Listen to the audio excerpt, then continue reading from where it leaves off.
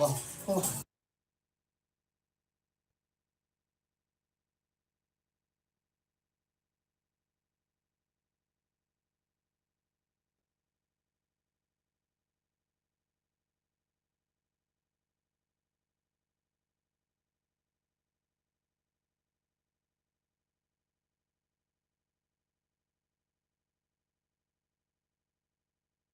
Gabi, salamat po sa punta ngayon. Sana na-enjoy niyo yung trailer kasi ano pa lang, sample pa lang yan kasi grabe yung ginawa nila dito. Sobrang mabibilig kayo sa kanila. Natin, syempre. Ayan. Ariel, mag-hi ka muna sa ating mga kasama dito. Hi, hello po. Thank you po for being here, for attending here, and I hope you support our movie. And this is my first time, and I'm very thankful for the Yay! for Star Magic, Star Cinema, and for I Want for giving me this wonderful chance to be a part of this wonderful film. Barbie Imperial. Yes, magandang gabi po sa inyong lahat. Oo. Ayun, gusto ko lang po mag-thank you sa inyong lahat dahil nandito po kayo para supportahan ang You Have Arrived. And of course, Elise JOSON. Good evening! Ayun, thank you for everyone na nandito ngayon na para suportahan ang ating I Want film na You Have Arrived. Thank you so much. It means a lot na nandito po kayo ngayon. So, thank you, thank you. And of course, there's Shugo Praiko. Good evening, everyone. Thanks for coming. You have arrived. Supportan po natin. It's from I Want under Rain Entertainment, ABS Films, Cinebro. Sana po hintayin nyo panoorin. Malapit na. Malapit na ngayong October 25 na nga yan. Pero syempre, direct simulan natin by telling our press and vloggers na nandito kung tungkol saan nga ba para sa inyo po ang You Have Arrived. Ang You Have Arrived ay it's a cautionary tale following the story of three girls, si Elise, Barbie, and Ariel, na they went to this party not knowing na meron palang, it's just more than a party. It's a cover-up for something evil, something bad. Kailangan nilang pagdaanan buong gabi at doon masusukat yung friendship nila, doon mas makikilala nila yung characters nila, and yun, that journey will put them to a test para mas lumabas yung kung nilang pagkatao, where they find true courage, true grit, na malayo doon sa una natin pagkakilala sa kanila na bubbly, funny, and masaya lang ng mga social media influencers. Of course, gusto natin malaman kung ano ba ang role na ginagampanan ng ating mga cast. Simulan natin kay TJ Marquez. Ako dito si Jason. Yung role ko dito kasi connected actually kay Danny, which is Miss Barbie Imperial. Pero ayoko masyadong i-spoil kasi baka mamaya mag-spoil talaga siya. So, Oo. abangan niya lang yung role ko kung paano ako naging connected with Danny, with Miss Barbie Imperial. Pero based sa trailer na napanood natin, merong isang epic party at Yeah. doon na-meet ni Danny si Yes, Jason. na-meet Hanggang ko siya doon sa ang pwede epic natin party. i-share. Abangan. Abangan. Ikaw naman, Ariel, ano ba ang ginagawa mong role dito sa You Have Arrived? Hi, yes. So, ang character ko po dito is si Flo. And friend ko po si Barbie, which is si Arian. And si Barbie, which is Danny. si Danny. And si Arian, which is si Elise. Oh my gosh. Oh my goodness. Anyways, ako po si Flo dito. And ang character ko po dito is I'm bubbly here, very friendly, approachable. Pero lagi ko pong nakakaalitan ng character ni Miss Elise Joson dahil medyo parehas kami, nagkakabangga kami because we're both charismatic and a bit competitive. So doon kami nagkakatalo. Yeah. So it's a bit interesting. Yeah. Elise? Ako dito si Arian. Yung character ko is very go-getter. She's the type of girl na gusto niya ma-achieve. Basically, an overachiever. She likes to be on top of things. She likes to be number one. She's a leader kind of girl. So, kumbaga, sa isang barkada, di ba, meron tayong iba-ibang klase ng personality. So, yun ang sa akin, yung leader type. So, yun. And of course, Barbie. Ako naman po dito si Danny. Magkakaibigan po kaming tatlo. Pero sa aming tatlo po, ako po yung yung character ko po yung yung peacemaker. Kasi silang dalawa, lagi po silang nag-aaway. Yan. Ayan, at syempre ito, sasamahan naman tayo ni Justin Irons para naman sa ating mga press interviewers. And our first set of questions will come from Michael Almacen of Big Spots. Wow, ang aga! Natatakot ako. Oo. Bakit gano'n? In real life. Ay, paano nyo nakuha itong role? Did you guys audition or were you handpicked? Nag-audition ba kayo o handpicked kayo? I think si Derek ang makakasagot ng question na yun. Kami sa Rain Entertainment and with the help of ABS Films, parang naghanap kami kung sino talaga yung bagay sa role. And silang tatlo, sila yung nakita naming perfect for each of the characters. Sila yung parang sa unang tingin, they're just gorgeous, pretty little girls. Pero sa pagdating na sa on the set, on the sobrang game sila sa mga pinagawa dito. So you can see from the trailer, masyadong physical yung the role required them to may mga fight scenes, maraming takbuhan, maraming habulan. So yun, that was considered when we cast them. Parang kina Elise, Barbie, and Ariel, tama. Paano nyo pinagandaan yung mga fight scenes? Lalo ka na Barbie. Wow. Nag-training kami. Mga ilang araw din. Yan po, training lang talaga. New Elise. We had to undergo like intense training, and it was intense for us. Well, bilang kasi first time din natin gagawa ng parang film or any project that involves action. So, kailangan talaga training. So, yun po. For you, Ariel, kasi first time lang kita makita. Ano yung mga dati mong project? And, ayun. Itong You Have Arrived po, this is my very first project given to me by ABS and Star Cinema, so I'm very thankful. But outside po, I did a short film, it's called Esperanza, and it's available on YouTube as well. And I think it's also one of the reasons how I was discovered as well, and also from a commercial also. Kay Barbie, nakakadalawang iwan ka na. Ang benta mo, girl. So, ano feeling mo, ano pakiramdam mo na ang dami mong project sa iwan? Dalawa pa lang naman. Pero ito po kasi, iba siya din sa Taiwan That You Love para po sa mga nakapanood na. Kasi yung Taiwan That You Love po, more on kilig talaga siya, tapos light. Actually, medyo sabay ko nga pong ginagawa yung Taiwan That You Love, tsaka yung etong You Have Arrived.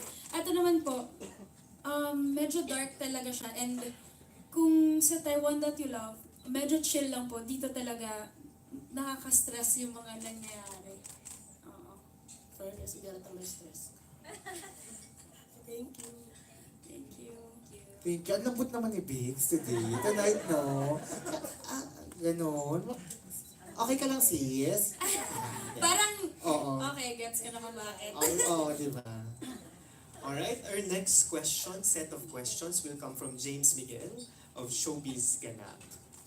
Para din sa cast, ano yung difference nito dun sa mga, or gano'n siya ka-intense compared sa mga nagawa niyo projects before and in details?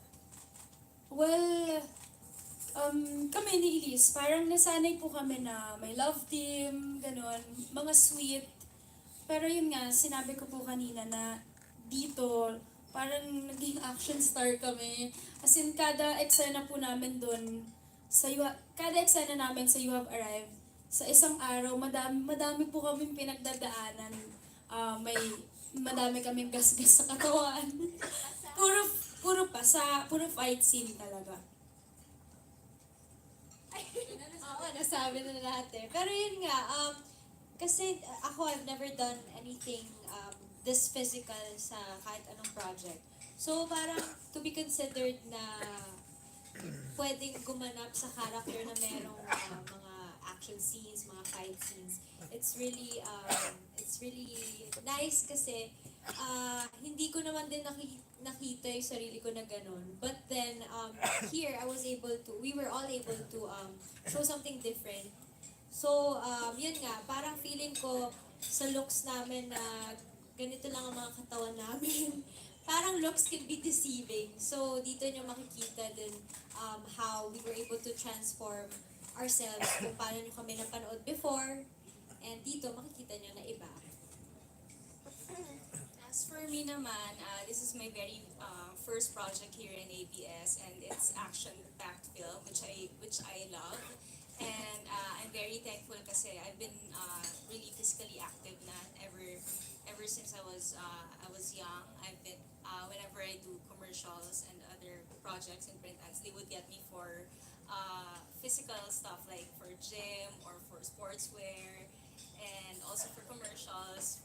Medyo may mga fight scenes. So this one, very first film with action-packed role, it's parang a blessing as well for me, and medyo kind of prepared na rin. Pero with the help of training pa before the film, it even helped me more to prepare for it. Like, tuman mo yan. Over TJ, of course si TJ, medyo yung mga role na ginagampanan ni TJ, si si Fred sa and Jason, sa Helcom ko. Dito kasi naman well, lahat naman nung ginagawa ko before, puro pa-cute lang, pa-tweetums, hindi na ako umalis doon. Pero dito kasi kakaiba. Kaya yung sinabi sa akin ni Direk yung story at yung mangyayari sa akin, sabi ko, ay, gawa ko dyan kasi talagang iba to sa ginagawa ko. So, ibang DJ to, iba yung pinakita, and then lahat talaga iba. So, matutuwa kayo dito at magugulat sa kaya pala namin lahat gawin yun. So, yeah, hindi lang to basta pa-cute lang. Thank you so much. Yes. Just Alright, from Showbiz Ganap, dito naman tayo sa Chika at Ganap. Our next question will come from Wow, ang Eric dami Sublime. namang ganap dyan. Oo. Hello, good evening. For TJ, since you are one of the girls, and how's work with them? Okay naman kasi kahit naman first time ko lang talaga actually sila makatrabaho ng totoong trabaho, pero nakikita ko na sila, sige, at least nakasama ko na sa print ad before ng commercial. So si Mga 1998. Charot lang. Mga bata pa. Yes. Si Barbie naman, nakikita ko na sa pag may mga events, and then si Ariel kasi nakakasabay ko siya, nakikita ko siya sa commercials. And then, so familiar na lahat. So medyo nababati ko naman, hindi naman konting ilangan actually. Parang, oy, magkakatrabaho na tayo. So medyo okay naman yung naging sana okay din sa kanila nakatrabaho. And for the three girls, nakapag-banding na ba kayo or nakapag-party na rin ba kayo like dyan sa You Have Arrived? Sa totoong buhay, hindi pa, malapit na. Nag-banding na ba kayo together? Kaming dalawa pa lang ni Elise. Before pa ng iba pa rin. Di pa po kasi namin kilala nun si Ariel. First magbabanding kami dito. Wow, kasama. Sige.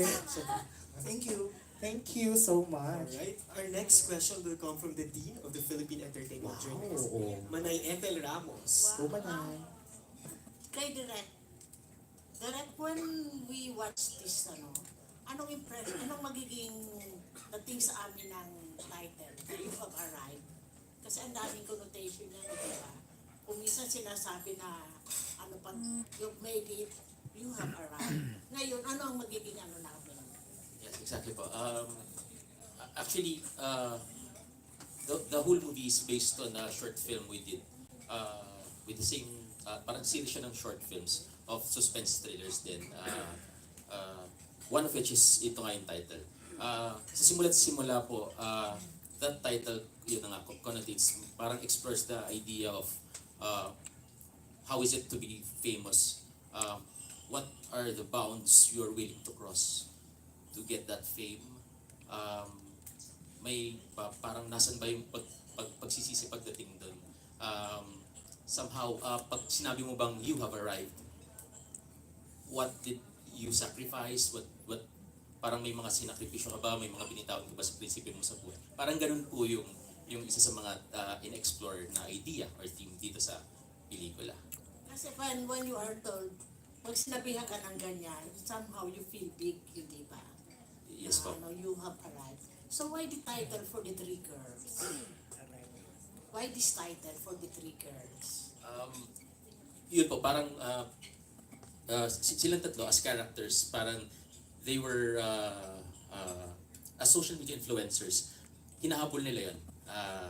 Not just for themselves, but for their families as well, for kung ano bang motivation na na bitbit nila para makuha yung ano na yun. Dito sa pelikula na to may intindihan po natin somehow kung ano yung mga pinagdadaan nila, ano yung kailangan nilang isakripisyo, at bukod po doon, hindi lang sila yung tatlong character sa pelikula. May fourth character, the one watching, the one behind that screen, the one commenting, the one, yung mga followers. Parang tayo, kasama tayo doon sa pelikula. Somehow, yung pinagdadaanan nila, napupush natin, yung mga nagko-comment, yung mga followers, ganyan. Yun, kung ano man yung maabot nila sa pag sinabing they have arrived, yun, sa tulad ng pelikula mapapaisip ka, or at the very least yun po yung aim ng pelikula. Direct, pwedeng pwedeng sabihin niyo sa amin, a little background about yourself. So, we would know kung if finally you have arrived. Of course, the sugar pride ko. Matagal na, I began as a writer po, ABS-CBN din, head writer from Limscape. Me, my friend, si Direk Philip King, who's also here, who's also producer, and si panaming partner si Direk Lino. We formed Rain Entertainment. Our first project was Bagman under Dreamscape, I Want Then. So after nun ito po. So yun, sana yun. Ang aim lang namin, gusto namin makapagkwento ng mga pelikula o mga kwento na bihirang mga kwento or yung mga the type of stories we wanted to tell ever since. Ayun. Did you finish a course in filmmaking? Course daw po. I'm a broadcast graduate po, Broadcom sa Iloilo. Pinakamalaki pong impluwensya sa akin is the course by Sir Ricky Lee. So also one of my mentor.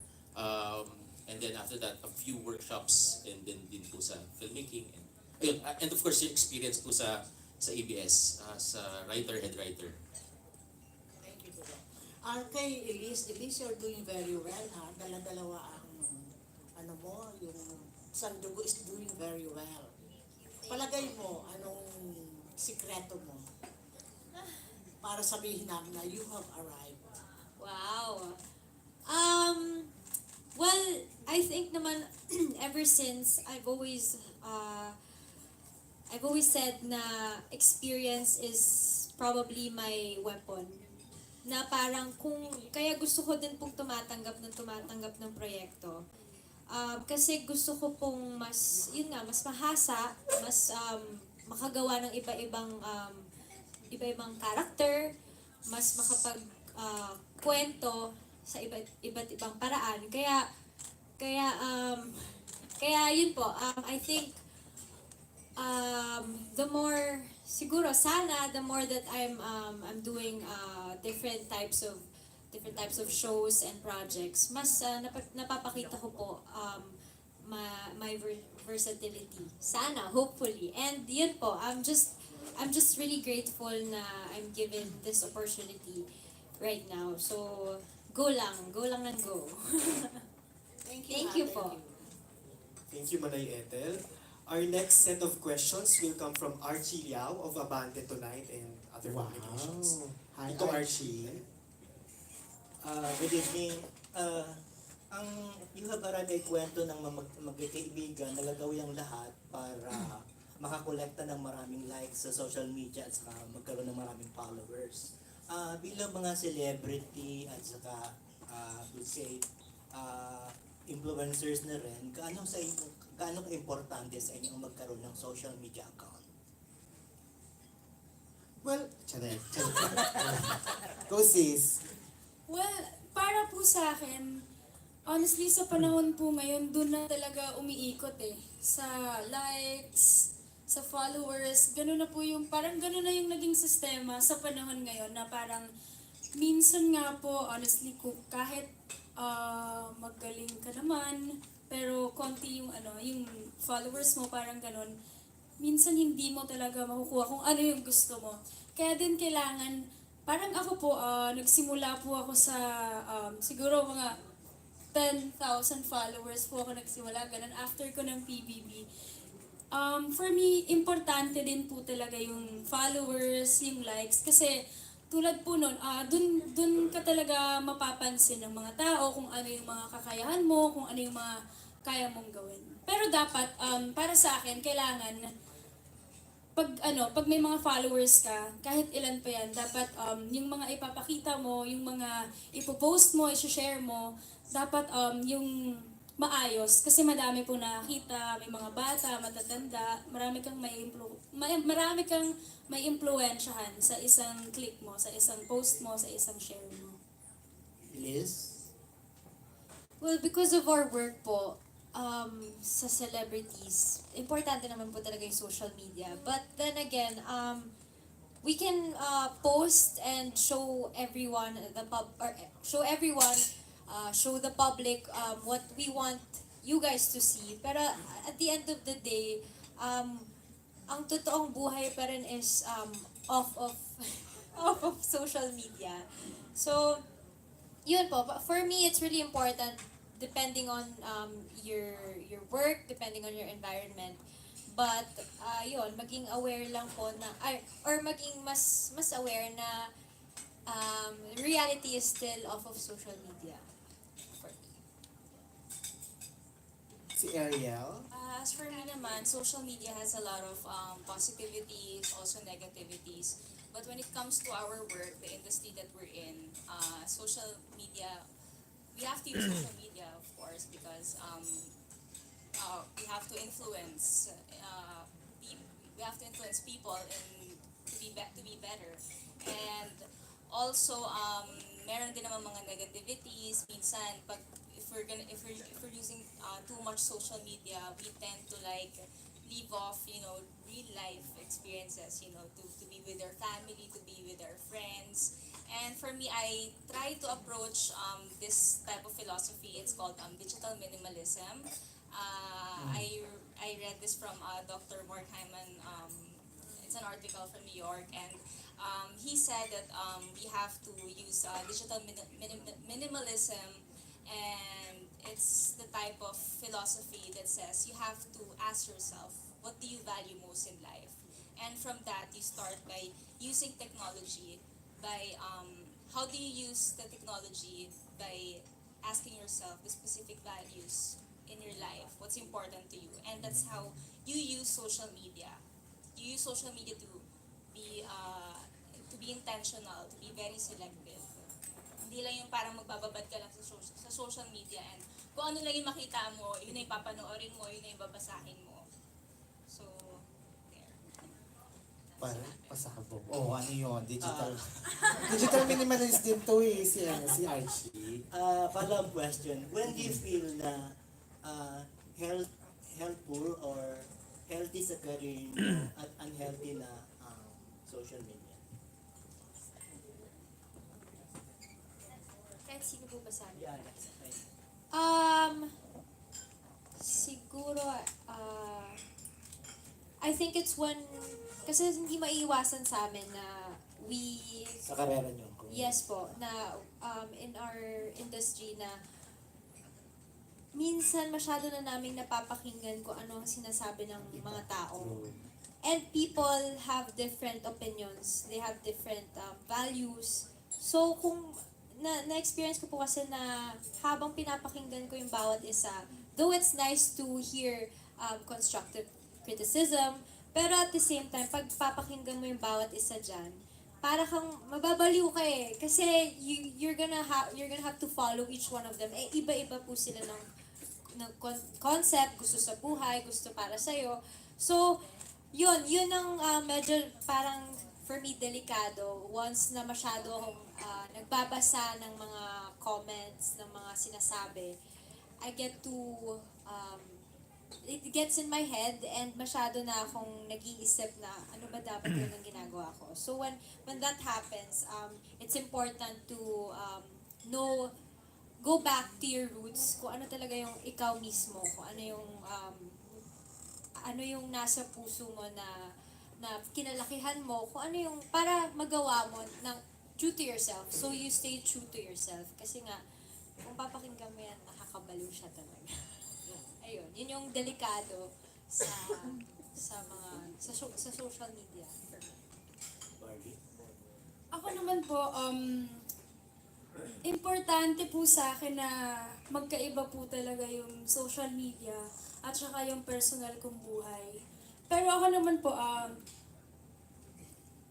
nasanay, parang ngayong year, parang kumukota po ako sa mga sa mga issues, ganyan.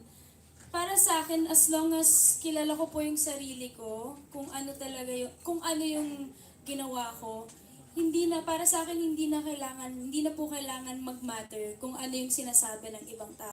And kung may sinasabi naman po sila, ako po hindi ko po talaga binablock na bashers, yung mga taong nagda-doubt sa akin. Kasi yun po yung nagagamit ko kapag kunwari sabihin ng isang tao, ganito ako, ganyan ako, parang mas kinikilala ko yung sarili ko na hindi. Kilala ko yung sarili ko, hindi ako ganun klaseng tao.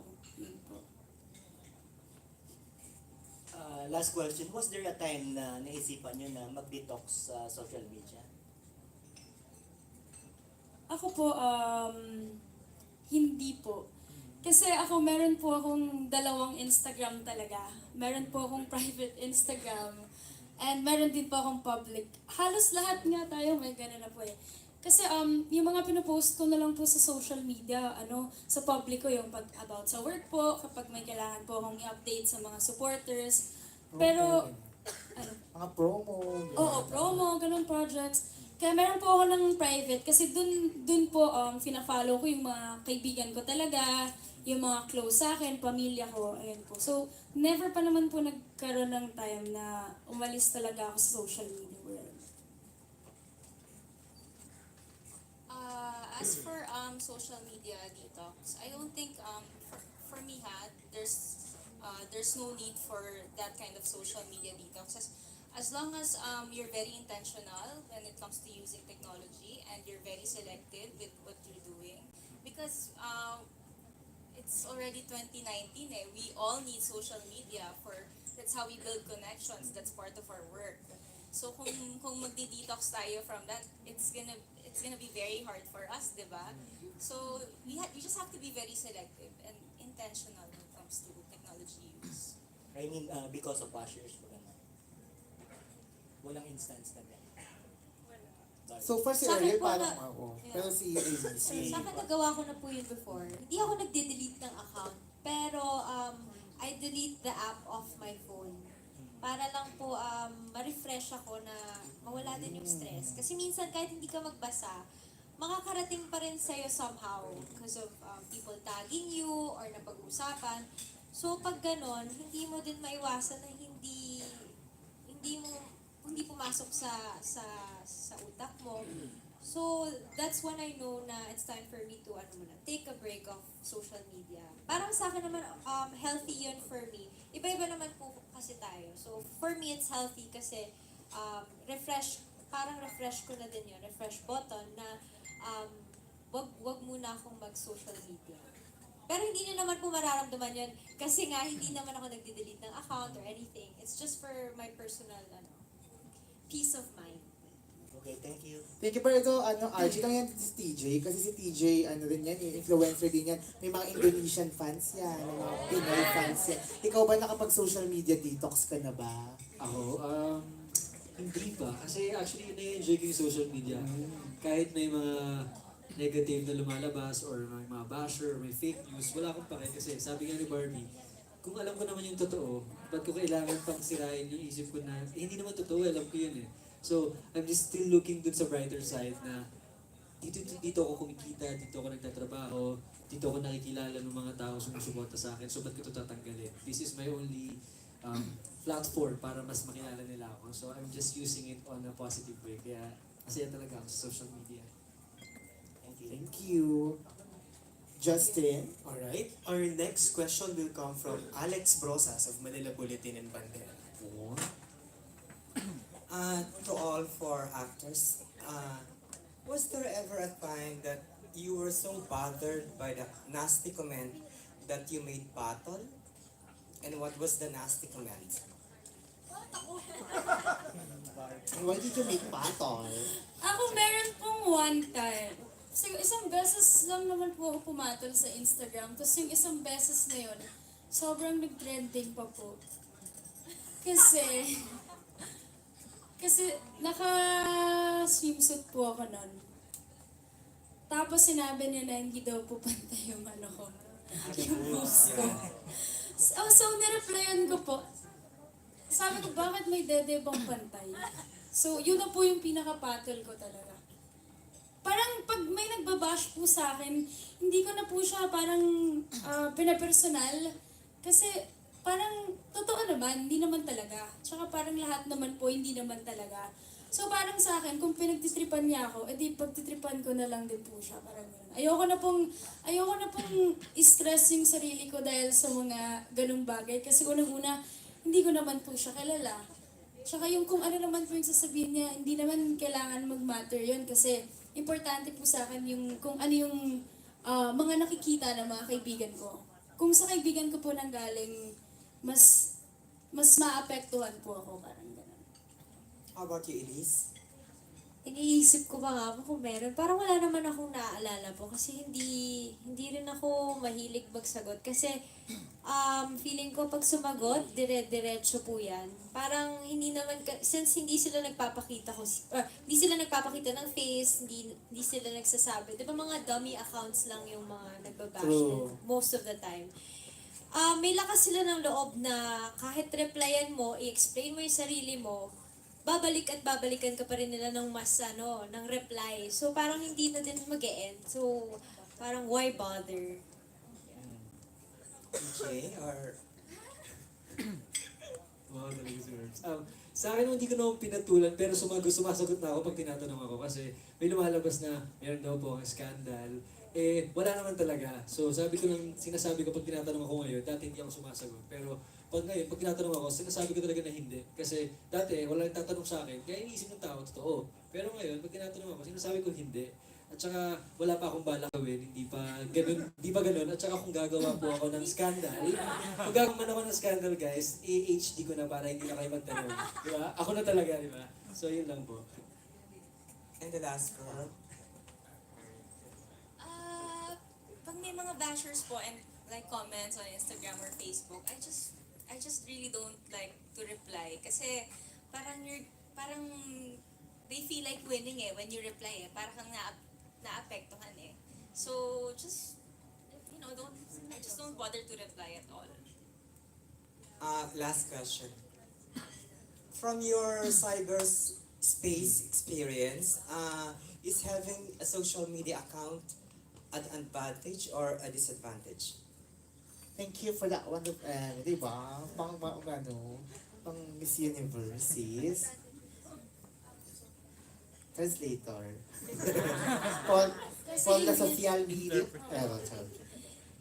Well, both advantage and disadvantage Kasi depende po yan sa tao. Sa akin, pareho siyang advantage, disadvantage. Magkakaiba po kasi yung tao. May mga tao na pag sobrang sensitive, may mga tao na pag sinabi mo na ganito, okay lang. Meron din naman yung wala talagang pakialam. Pero ako po, para sa akin, both advantage and disadvantage siya. Kasi social media talaga, para sa akin, madaming tao nag-social media, million. Minsan kahit isang comment lang ng isang tao, feeling mo na apakan na yung buong pagkatao mo. So, kailangan strong ka talaga. Pero advantage na naman, yun nga, makaka-build ka talaga ng connections, madami kang pwedeng gawin, pwedeng for fun, dun din yung way na parang mapapakita mo kung ano yung mga gusto mo sa buhay, kung anong klase kang tao. Elise?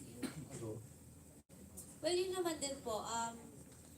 I think everyone would agree na it has its advantage and disadvantage. So, hindi ko na din papahabain yung sagot ko. Talagang siya, merong pros and cons. We just have to use it wisely. what I was gonna say. Use it wisely, and it's really either if you are you gonna outsmart social media, or is the social media gonna outsmart you? So it's how you really use it.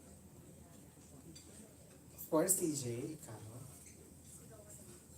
Um, well, may disadvantage talaga sa advantage yung social media. Pero, I mean, nasa tao na rin yun kung paano nyo talaga i-handle yun. Siguro, before kami mga nag-artista, sinabihan naman kami since day one na ito yung papasukan namin trabaho, so we should be ready. So kapag may mga ganyan, siguro sa mga nangyari rin sa ibang artists, nagiging masyado rin kaming careful, kaya talagang medyo maingat talaga lahat ngayon sa social media. Pero more or less, sinusubukan talaga namin lahat na maging positive at saka maging good influence sa mga followers namin. Thank you, Alex. Maraming salamat. Thank Justine. Our next set of questions will come from Glenn Sibonga of Lata. Wow, hi Glenn. Hi. Good evening. Yes, sinasabi kasi na pagka pinag-uusapan ka na daw sa social media, either pinupuri ka or binabash, you have arrived daw o sikat ka na. Kayo ba ano yung reaction nyo doon? Do you feel na ganun nga dapat? Na sikat ka na, you have arrived pagka binabash ka or pinupuri ka at the same time sa apat natin artist.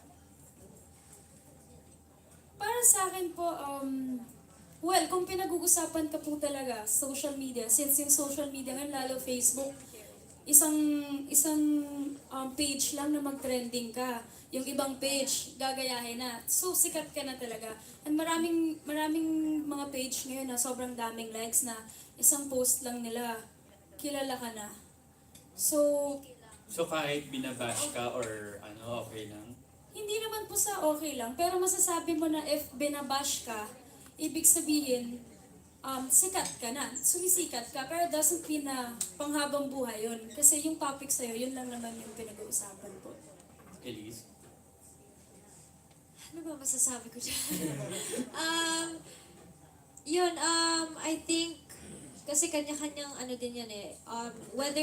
Whether sa celebrity or artista or like a normal person na napag-uusapan, may kanya-kanyang istorya ng buhay, may issues ang bawat isa, may kanya-kanyang spotlight. So parang may time na meron kang nagkataon, meron kang issue or meron kang may ginawa ka na positive naman, kaya ka napag-usapan.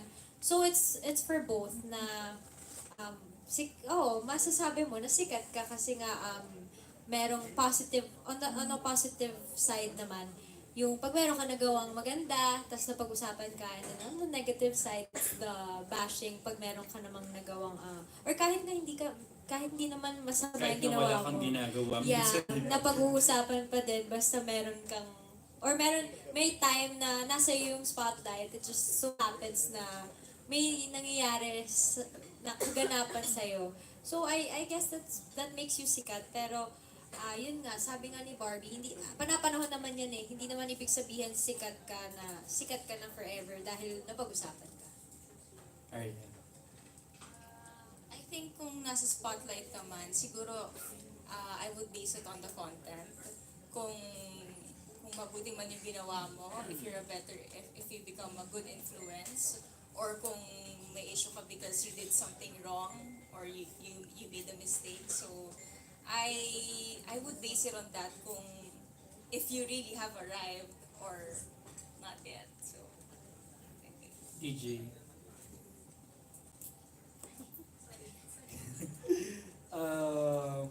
Sabi nga nila, good or bad publicity is still a publicity. Pero yun, well, kung mag-trending man ako or kung sumikat man ako, I'm hoping na sana in a good way. But yeah, minsan kasi kahit naman maganda yung kinasikat mo dun sa pag-trending mo, minsan may mga tao pa rin talaga na may mga nasasabi. Sabi nga nila, you can't please everyone.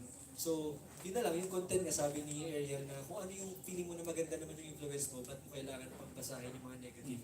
As long as parang 8 out of 10 people na napasaya mo, dun ka mag-focus sa positive side. So, yun po yun. Yan. sa ano 'di ba, pagka nagpo-post tayo sa social media, laging merong hashtag, 'di ba? Elise, ikaw ba meron ka pa rin, gumagamit ka pa rin ba ng hashtag? Ano yung hashtag ng buhay mo ngayon? Ay, ganda.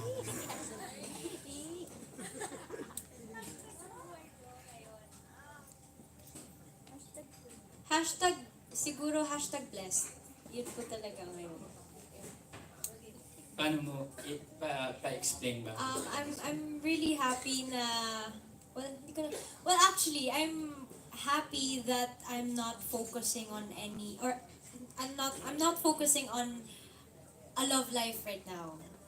Kasi ang focus is nasa trabaho ko. Kaya parang nagpapasalamat ako kasi binibigyan ako ng sunod-sunod na trabaho. True. So yung isip ko, yung oras ko, wala dun sa pain sa nangyari, wala sa mga heartbreak, wala sa mga kailangan ma-in love, kailangan ng kasama. Wala akong naiisip na ganun. Kasi parang feeling ko, I'm okay on my own right now. And yun nga, yung binibigay po sa aking mga trabaho ngayon, parang sinasabi siguro ni God na doon ka muna mag-focus sa ikabubuti mo, ng craft mo, ng sarili mo, and with the help of your friends and family.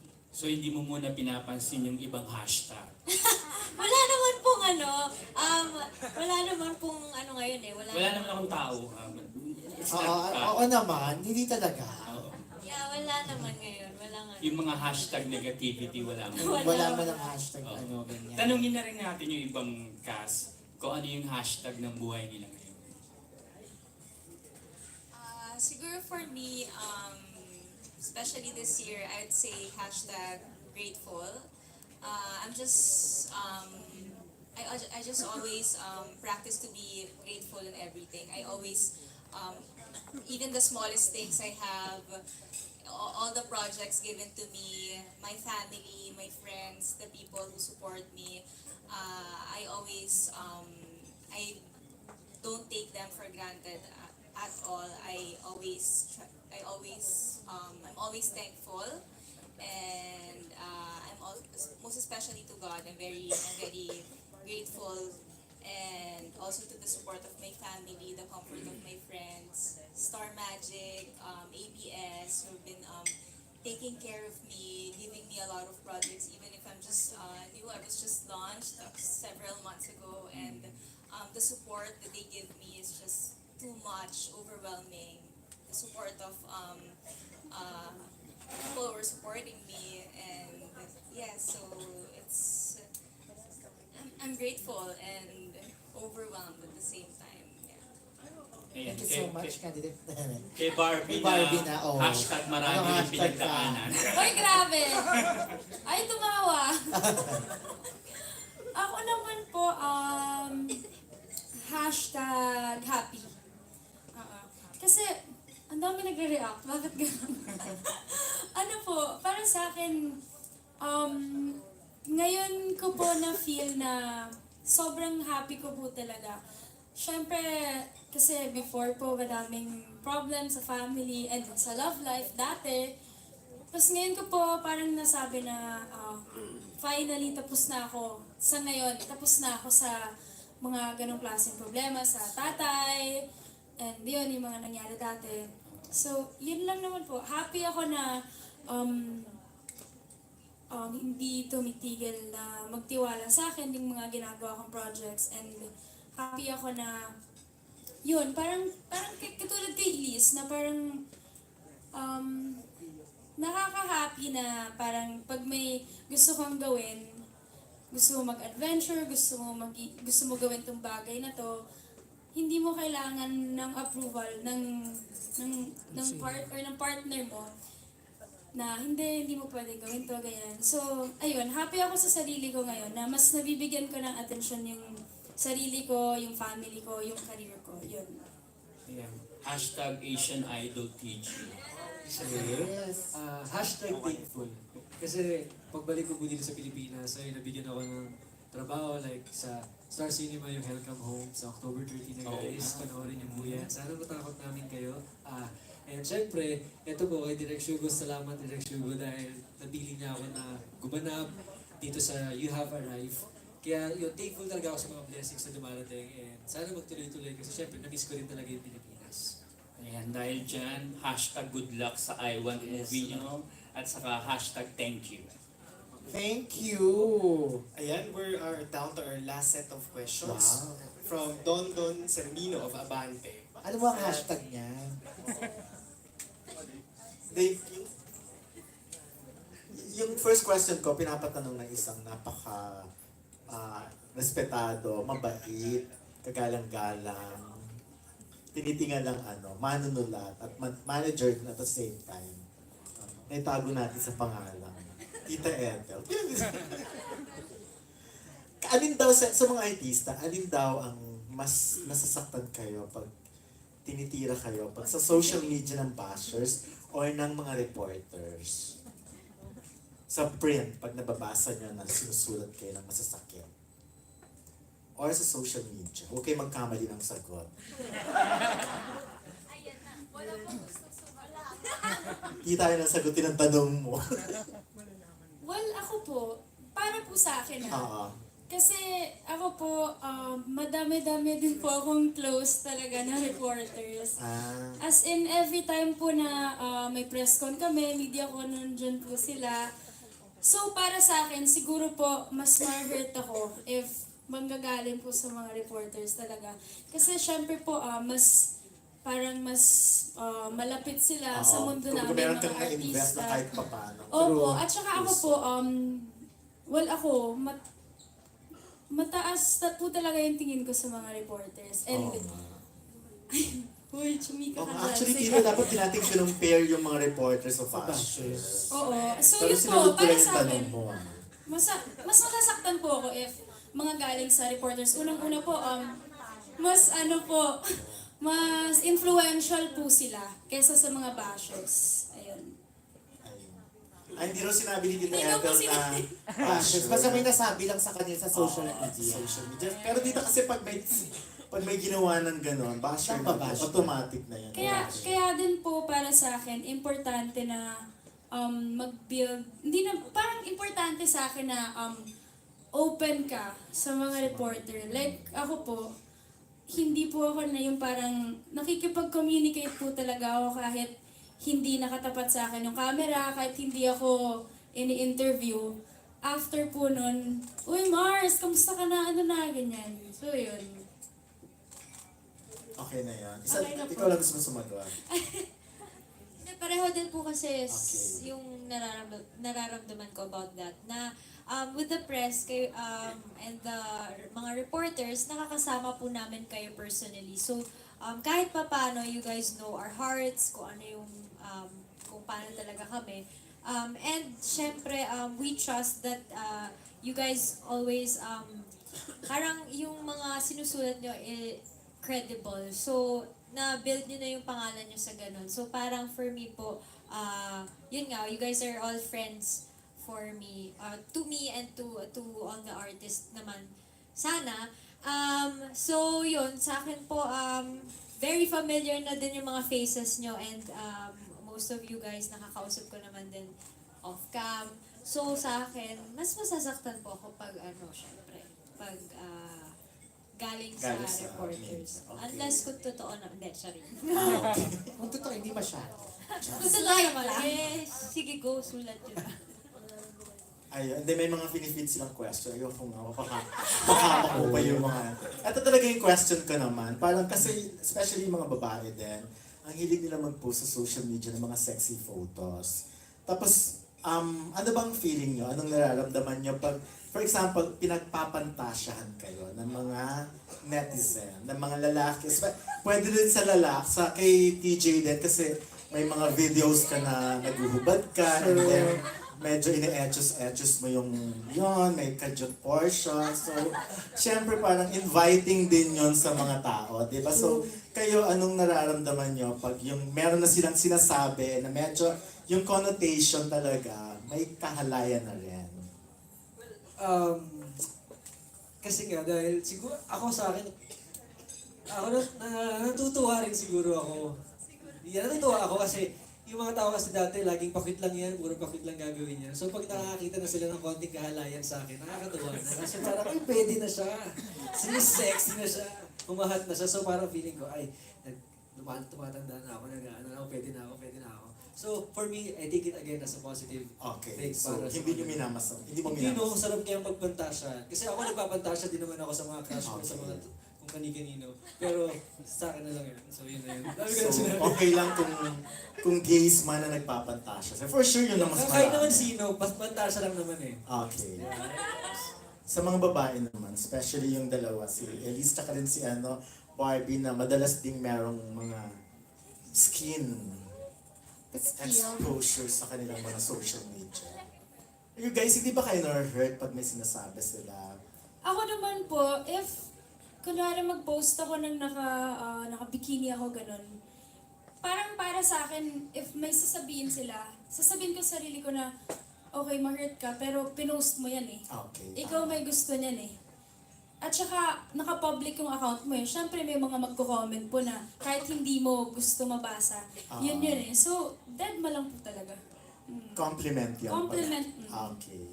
Ikaw, Elise. Yun po, yung sasabihin ko din na we're responsible for what we post. So kung ano yung sabihin nila, wala na. Especially sa ganyang part, di ba, sa aspect na yan. Yung, kasi in-expose nyo yung sarili nyo. So, whatever, kung anong sasabihin sa inyo, tanggapin. Yeah, kaya may hangganan din syempre kung ano yung gusto mong ipakita, i-post. Yeah. Is it para sa likes lang ba yon or subscribers? The more na sexy raw kasi ang pinopost ng mga artista. Mas mataas yung likes. Mas mataas ang likes, mas maraming nagsusubscribe. Ngayon ko lang nalaman yun.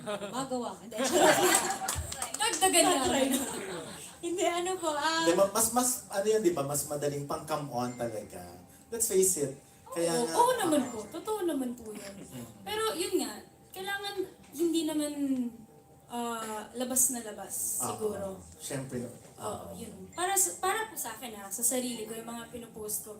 Okay, para sa akin, minsan okay lang naman, paminsan-minsan. Basta yun nga lang po, pag binastos ka, ikaw nag-post niyan, dapat ready ka kung ano yung reaction ng mga netizens. Okay. So, hindi kayo parang nanghihinayan kasi nga yung ibang artista parang nagpapasexy lang sila pag may bayad. For example, sa pelikula or... Hindi na mag-post. Diba? Kasi ngayon sa social media masyadong free eh, di ba? Yung mga hindi usually nakikita sa artista, sa Instagram, kitang-kita lahat. So, libreng-libre. Siguro po, kasi para sa akin po, para maiba naman sa iba. Medyo madami na po kasi yung sweet, ganun. Doon din po siguro, kasi dati po ako before ng araw-gabi, hindi po ako ma-post ng masyadong maskin, ganun. So siguro, positive din siya kasi baka pinag-audition nila ako dahil pwede Nakita siguro nyo, to. Opo, ganun. Ikaw, Elise din. Kasi ano din, ba't tayo sumagot? Sagot ka. Oo. Di ba we have it flaunted, sabi namin. True. Ano ba yan? Hate to the question. Hindi, nasa na tayo ang haba na napag-usapan eh. Yung huli pong tanong nyo is, kung para lang sa likes yun. Oo, yung isa yun. Tapos yung kasunod nun, yung parang hindi kayo nangihinayan. Kasi nga, maraming, like before, yung mga artista na pagpapasexy lang sila pag may bayad. On cam, pelikula, gano'n. Well, for the bashers, I haven't really experienced pa po naman kasi sa social media, hindi pa naman po ako talagang sobrang kilala. Oo, gusto ko yung honesty mo. I have no much followers yet. So, makikita ko kaagad kung ano yung mga comments right away. So, siguro yung mga gusto mag-bash sa akin, wala pa sila masyadong malakas na loob na mag-bash dahil makikita ko kaagad, probably. And kung meron man, very subtle lang. Siguro pag nagpo-post ako ng swimsuit photos or beach photos, parang sasabihin, ang siguro dinamdam ko is parang may nagsabi na, Ariel, tumataba ka. Parang ganun lang. Okay. Yeah. Hindi na body shame. Oo. Diyos ko, tama pa na. Taba pa yun. Oo. So sa level ko pa ngayon, I'm Hindi pa kind of siya lucky. malaking problema. I'm kind of lucky pa ako na hindi ko pa na-experience yung mga na-experience ng mga big stars kaagad na siguro. heavy. And probably have to prepare for that as well. It's dumating man sa ganon. Have to. Ikaw na hindi, sagutin mo na yun. Sa akin, kasi laging sinasabi nung handler namin sa amin, sa lahat ng mga alaga niya na, oo nga naman na kung magpo-post ka ng kahit ano, dapat ready ka na din na sa trabaho na ganun din ang gawin mo. Kasi napopost mo nga ng libre eh. So pag sa trabaho, tatanggi ka, bakit? Oo, tama. So for me naman, hindi naman ako din ma-post ng ano eh. Pwede na lang kung nasa beach nga, nagbabakasyon. So kung sa trabaho, magbi-beach kami, di why not? Pero wala, ano din naman po ako eh, hindi naman din ako ma-post masyado ng mga ano.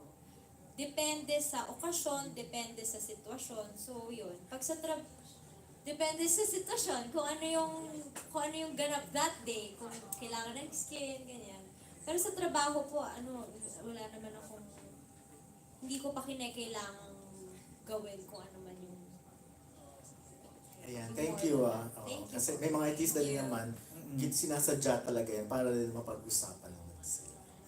Thank you so much. Pero ako, may last question lang kay Direk. Direk, ano ba yung gusto nating message sa mga aspiring social media influencers, sa mga makakapanood ng You Have Arrived, sa mga parents din nila, if ever pag napanood nila to sa I1? Yun, katulad mo nga napag-usapan kanina, siguro yung pinaka word na pumapasok na sa isip ko ngayon is discernment. Parang ganyan. Both on us na makakakita sa news o kung anong mga material na nakapost sa social media. At the same time, yung responsibility na nakaatang sa social media influencers because yun na nga, yung tawag nila sa influencers, they influence people and ganyan.